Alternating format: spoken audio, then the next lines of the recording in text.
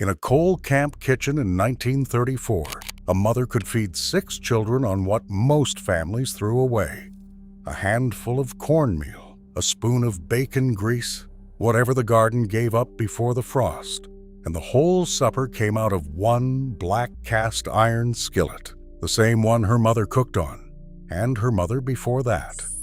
These are the 25 forgotten one-skillet Appalachian dinners that fed a family for pennies. Dishes born in the hollows of Kentucky and West Virginia, forged through the Great Depression, hard winters, and wages that never stretched far enough. Some will turn your stomach, some will make your mouth water, but all of them tell the same story of mountain families who wasted nothing and made do with everything. Let's begin the countdown with number 25. Number 25. Fried summer squash and onions filled the late summer table when the garden gave more than a family could use. Housewives sliced yellow crookneck squash thin, tossed it with onion, and let it fry down slow in a skillet slicked with bacon grease until the edges went brown and sweet. It cost nothing but the seed planted back in May, and by August the vines were choking the garden rows. The squash softened into something almost creamy, catching the salt and smoke from the pork fat left in the pan. Children who turned up their noses at plain vegetables ate it without complaint because the grease made everything taste like Sunday. Old-timers in the hollows recall a summer stretch when squash showed up at supper 5 nights running, and nobody dared waste it. Today it survives at church potlucks, but the everyday skillet of squash and onions has quietly slipped away. Number 24. Killed lettuce was the first fresh green of the mountain spring, and it arrived with a spoonful of danger. Housewives tore young leaf lettuce and green onions into a bowl, then poured smoking hot bacon grease straight over the top, wilting the leaves in a hiss of steam. A splash of vinegar cut the fat, and a shake of sugar rounded it off. The dish was named for what the heat did, killing the lettuce dead in the bowl. After a long winter of dried beans and cornbread, that first bite of something green tasted like the whole valley coming back to life. Diaries from the coal fields speak of children crowding the table the day the lettuce came in. It cost only what the grease jar already held. Today, few families keep a grease jar at all, and killed lettuce has all but vanished from spring tables. Number 23. Poke salad and scrambled eggs turned a roadside weed into a springtime supper. Poke grew wild along fence rows and creek banks, and mothers sent children out with a sack to gather the tender young shoots before they grew tall and turned poison. The leaves had to be boiled twice, the water poured off both times, before they were safe to eat. Only then did they hit the skillet, fried down in grease, and folded through scrambled eggs until the whole pan turned dark and glossy. It was free food for anyone who knew the plant, and in lean springs, that mattered. Oral histories recall grandmother's warning that poke picked too late would make a body sick, a knowledge passed down like scripture. Today, the wild greens grow untouched along the same roads, and the skill of cooking poke safely has faded with the generation that needed it. Number 22. Fried green tomatoes rescued the last of the crop before the first killing frost turned the vines black. When tomatoes hung heavy and green on the plant with no time left to ripen, housewives picked them all, sliced them thick, and dredged them in cornmeal before frying them crisp in a hot skillet. The outside crackled golden while the inside stayed tart and firm, a flavor unlike anything the ripe fruit gave. A plate of them, stacked and salted, could serve as a whole meal with a wedge of cornbread. Nothing was left to rot on the vine when the cold came in. Diaries from the mountains recall the ritual of the last picking, the whole family out in the cold garden stripping the plants bare. Today, frost-driven thrift that created them has been forgotten. Number 21. Fried cabbage stretched a single nickel head of cabbage into supper for a houseful. Housewives shredded the whole thing and let it fry down slow in bacon grease with a little onion, the leaves collapsing into a sweet, tender tangle flecked with pepper and pork. A chunk of streak of lean thrown in gave it body, and the cabbage soaked up every bit of the flavor. It cooked in one pan, cost almost nothing, and cabbage kept for weeks in the root cellar, through the worst of winter. The smell filled small houses and clung to curtains, a scent some children grew to love and others fled from. Oral histories from the coal towns recall fried cabbage as the reliable Tuesday supper, humble and filling. Today it survives mostly as a side dish, but the skillet of cabbage that once fed a whole family has largely disappeared. Number 20. Cushaw was the giant crook-necked squash that grew wild, big in mountain gardens and fed families deep into winter. A single cushaw could weigh 20 pounds, its pale, striped flesh keeping for months in a cool cellar. Housewives peeled and cubed it, then fried it down in a skillet with butter and brown sugar until it turned soft and golden, sweet enough to pass for dessert, but filling enough to anchor a meal. One squash, planted from saved seed, could feed a family through Thanksgiving and Christmas both. Old-timers recall cushaws stacked like cordwood on the back porch, waiting their turn in the skillet. The seeds were passed hand to hand between neighbors, each family guarding its favorite strain. Today, the cushaw has nearly vanished from American gardens, crowded out by store-bought squash, and the sweet skillet dish that fed mountain winters lives only in memory. Number 19. Ramps and eggs announced spring louder than any calendar could. Ramps, the wild leeks that carpeted the mountain woods in April, were dug by the sackful and carried home reeking of garlic and onions strong enough to clear a room.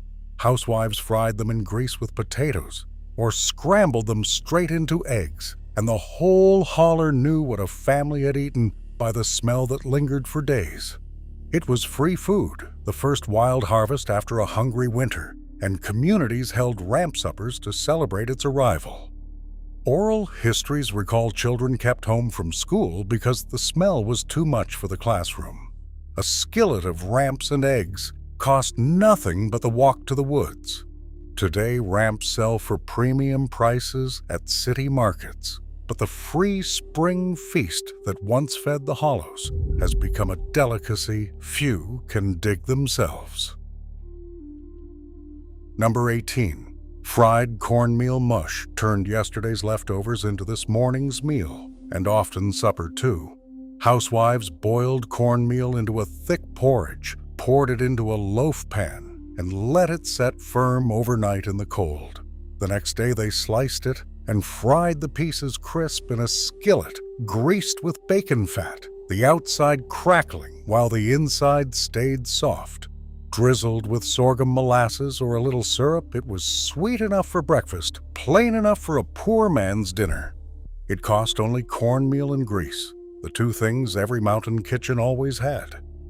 Diaries from the Depression years recall mush served in some form at nearly every meal, morning and night. It filled bellies when nothing else could. Today, fried mush has slipped from the table almost entirely, remembered only by those who grew up when a bag of cornmeal was riches. Number 17. Hoe cakes were the bread a family could make when the flour ran out and only cornmeal was left. Housewives mixed meal with water, salt, and a little grease, then dropped spoonfuls onto a hot skillet, frying them flat and golden on both sides. The name came from the fields, where laborers were said to have cooked the batter on the flat of a hoe held over a fire. No oven was needed, no yeast, no waiting. In minutes, a stack of hot hoe cakes could feed a table, sopped in gravy or spread with butter and molasses. It was the cheapest bread in the mountains, made from little more than dust and water.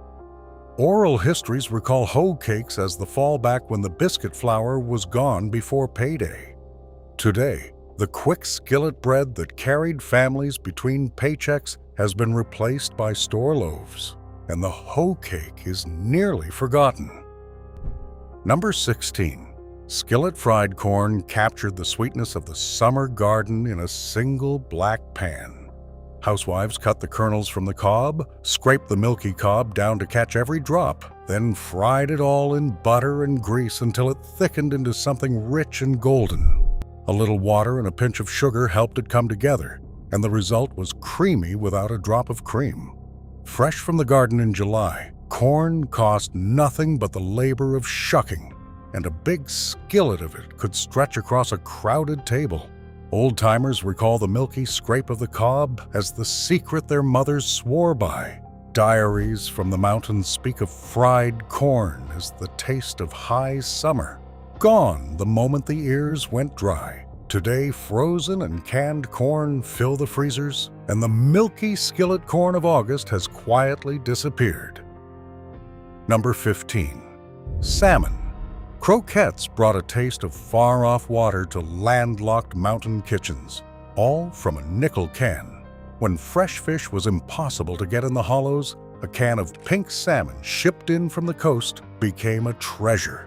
Housewives mixed the salmon, bones and all, with cracker crumbs, egg and onion, shaped it into patties, and fried them crisp in a skillet.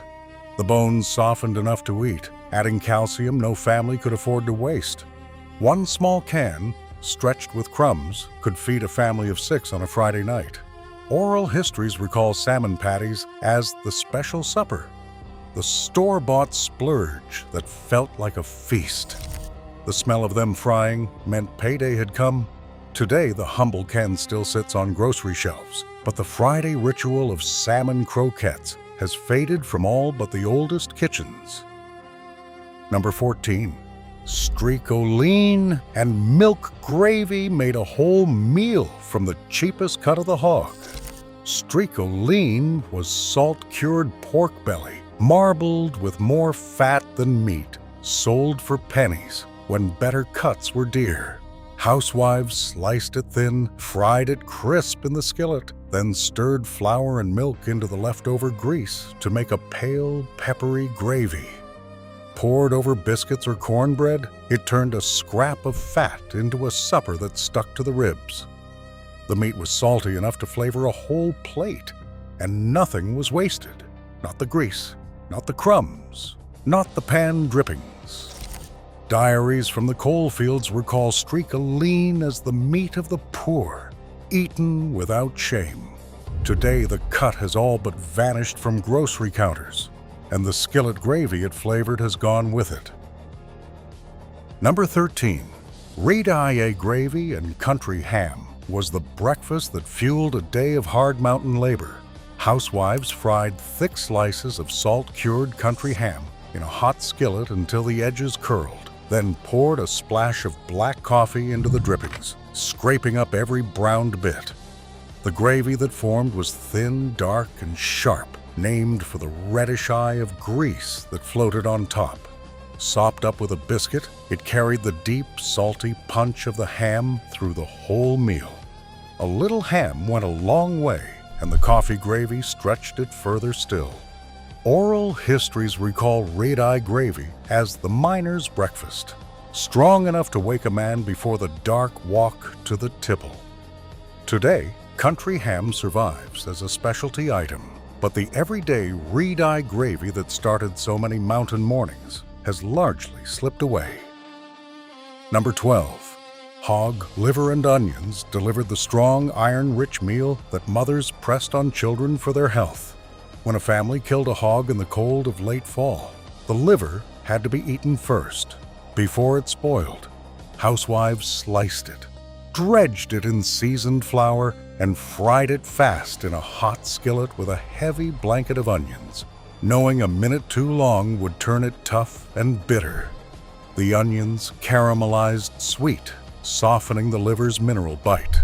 It cost nothing, since it came free with the hog, and it was full of the iron that hard-working families needed. Children wrinkled their noses at the smell, but mothers insisted on clean plates. Diaries from the mountains recall liver night as a test of will for the young. Today, hog liver rarely reaches a table at all, and the skillet supper it made has been forgotten. Number 11. Livermouche was the thrifty Carolina cousin that made a meal from the parts of the hog most families threw away. Butchers and housewives simmered pig liver and head scraps, ground the meat fine, then bound it with cornmeal and sage and pressed it into a loaf to set firm. Sliced and fried crisp in a skillet, the outside browned while the inside stayed soft and rich. A flavor somewhere between sausage and liver. Served on a biscuit or beside eggs, it turned the cheapest scraps into a filling supper for pennies. Oral histories from the foothills recall livermouche as breakfast, dinner, and everything between. A staple no hog killing was complete without. Every family guarded its own blend of seasoning. Today, livermouche survives in a handful of mountain towns, sold in a few local groceries, but the skill of making it at home has nearly died out. Number 10. Squirrel and gravy put wild game on the table when store-bought meat was out of reach. Mountain men and boys hunted squirrel through the fall woods, and a good afternoon could bring home enough for supper.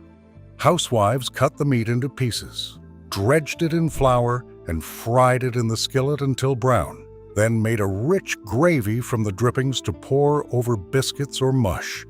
The meat was lean and dark, the gravy thick and savory, and together they stretched a few small animals into a meal for a hungry family. It cost nothing but a shell and a steady hand. Oral histories recall squirrel gravy as the reliable fall supper, the woods themselves a kind of pantry. Today, few families hunt for the pot, and the skillet of squirrel and gravy that fed the hollows has faded into old hunting stories. Number 9.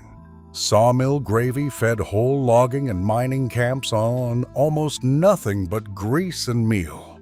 When flour was scarce or too dear, cooks thickened their gravy with cornmeal instead, whisking it into hot bacon drippings and milk until it turned into a thick, speckled sauce. Legend held that the recipe came from lumber camps, where the cornmeal texture was joked to be coarse as sawdust. Ladled generously over biscuits, it could feed a table of hungry men for the cost of a spoon of grease. It asked for nothing. A mountain kitchen did not already have. Diaries from the camps recall sawmill gravy served by the potful, the cheapest way to fill working men before a long shift. Today, the cornmeal version has been all but replaced by smooth flour gravy, and the true sawmill gravy of the camps is remembered by few. Number 8. Cracklin' cornbread turned the leftovers of a hog killing into the richest bread the mountains knew. After a family rendered lard from the hog's fat, the crisp browned bits left behind, called cracklins, were stirred straight into the cornbread batter. Baked in a screaming hot cast iron skillet, the bread came out crackling and golden, studded with pockets of salty, crunchy pork. It needed no butter and little else beside it. A whole meal with a glass of buttermilk. The cracklins cost nothing, saved from fat that would otherwise be thrown out. Oral histories recall cracklin' cornbread as the reward that followed hog-killing day, a treat the children waited all year for. The skillet had to be hot enough to hiss when the batter hit. Today, few families render their own lard, and cracklin' cornbread has become a rare and vanishing pleasure. Number 7. Sausage gravy and biscuits crowned the Sunday breakfast table with a richness that felt like plenty. When a family had sausage from their own hog, housewives fried it loose in the skillet, then stirred flour and milk into the grease and drippings to build a thick, peppery gravy studded with meat. Ladled over split biscuits, it was hearty enough to carry a working man clear to supper. A little sausage flavored a whole panful, and the gravy stretched it to feed everyone at the table. Diaries from the mountains recall the Sunday ritual, the smell of sausage waking the house before dawn. It was the meal that meant the week had been a good one. Today, sausage gravy survives on diner menus across the country, but the homemade skillet version, built from a family's own hog, has grown rare. Number 6. Smothered chicken and gravy stretched a single old hen into a supper the whole family remembered. When a laying hen grew too old for eggs, she went into the skillet. Housewives browned the pieces in grease, then let them simmer low under a lid in a thick onion gravy until the tough meat fell tender from the bone. The gravy soaked into everything, poured over mashed potatoes, biscuits, or cornbread, and one bird could feed a crowded table with meat left for the next day. Nothing was wasted, not the back, not the neck, not the feet. Oral histories recall smothered chicken as the Sunday best meal, the supper that marked a special day. The skillet did the slow work while mothers tended everything else. Today, quick fried chicken has replaced the patient smothered version, and the slow skillet supper that made an old hen a feast has faded. Number 5. Fried apples brought sweetness to the table without costing a family a dime. Come fall, mountain orchards and wild trees dropped more apples than anyone could eat fresh, and the windfalls that bruised on the ground were too good to waste. Housewives sliced them, skins and all, and fried them down in butter and grease with a little sugar and cinnamon until they turned soft, dark, and syrupy. Served alongside pork or spooned over a biscuit, they blurred the line between supper and dessert. A skillet of fried apples cost only the fruit the trees gave freely and the labor of picking it up. Diaries from the mountains recall the smell of apples and cinnamon filling the house on cold autumn evenings. Today, ready-made pie filling sits on the shelf, but the humble skillet of fried apples that sweetened lean fall tables has largely disappeared. Number 4. Skillet fried chicken was the meal that told the world a family was doing all right. Reserved for Sundays, company, and the preacher's visit, it began with a young bird from the yard, killed and cleaned that same morning. Housewives dredged the pieces in seasoned flour and fried them slow in a deep cast iron skillet of bubbling lard, turning each piece until the crust went deep golden and shattering crisp. One chicken, carved careful, could feed a whole table with the choicest pieces saved for guests. It cost only the bird a family had raised themselves. Oral histories recall fried chicken as the taste of respectability. The meal that meant the hard week had earned a reward. The seasoned skillet was never washed with soap, only wiped and saved. Today, drive-through buckets have replaced the Sunday skillet, and true home-fried chicken has become a rare art. Number 3. Fried potatoes and onions were the backbone of the mountain supper, the dish that appeared more nights than any other. Potatoes kept all winter in the root cellar, cheap and endless, and a skillet of them could fill a table on its own. Housewives sliced them thin, fried them slow in bacon grease with onions until the edges crisped brown and the middles turned soft, then salted them heavy and served them by the plateful. With a wedge of cornbread and a glass of milk, it was a complete meal for pennies. Some nights it was the only supper there was.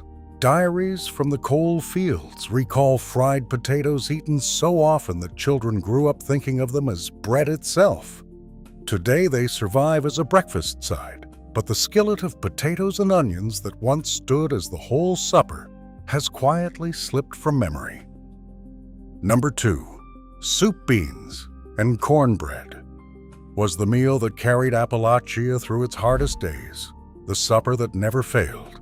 Housewives simmered a pot of dried pinto beans low and slow with a hunk of fatback or a ham bone, the beans thickening into their own rich broth as the day wore on. A bag of dried beans cost next to nothing and kept forever, and a single pot could feed a family for days, topped up and set back on the stove, ladled into a bowl and crumbled full of cornbread with a slice of raw onion on the side. It was cheap, filling, and endlessly reliable. Oral histories recall soup beans as the taste of every ordinary week, the supper that meant home. Today, the dish survives in mountain kitchens and diners, but the daily pot of beans that sustained a whole region has grown rare. And finally, in first place, Skillet cornbread crowned the Appalachian table as the one thing no supper could do without. Baked in a cast-iron pan so old and seasoned it shone black as coal, cornbread was the bread of the mountains, made from meal, buttermilk, an egg, and a spoon of grease. The secret was the skillet, heated screaming hot with grease in it until the batter hissed and spat the moment it was poured, guaranteeing the crackling golden crust that families fought over. It cost only a handful of cornmeal, and it appeared at nearly every meal, crumbled into beans, soaked in pot liquor, or eaten plain with buttermilk poured over the top. The skillet was passed down through generations, never scrubbed, only wiped and cared for like an heirloom. Diaries from every corner of Appalachia speak of cornbread as constant as the mountains themselves, the taste of home in a single black pan. Today, boxed mixes fill the shelves, and the seasoned skillet sits idle in cabinets. But for those who grew up with it, real skillet cornbread remains the truest taste of the hollows. The bread that fed a family for pennies and never once let them down. From the wild poke greens gathered along a fence row to the skillet cornbread that anchored every table, these 25 dishes tell the story of a people who wasted nothing and made a feast out of almost nothing. Try one this week and tell me in the comments whether your grandmother cooked it too. Because these weren't just cheap dinners. They were survival, memory, and mountain wisdom served up in a single black skillet.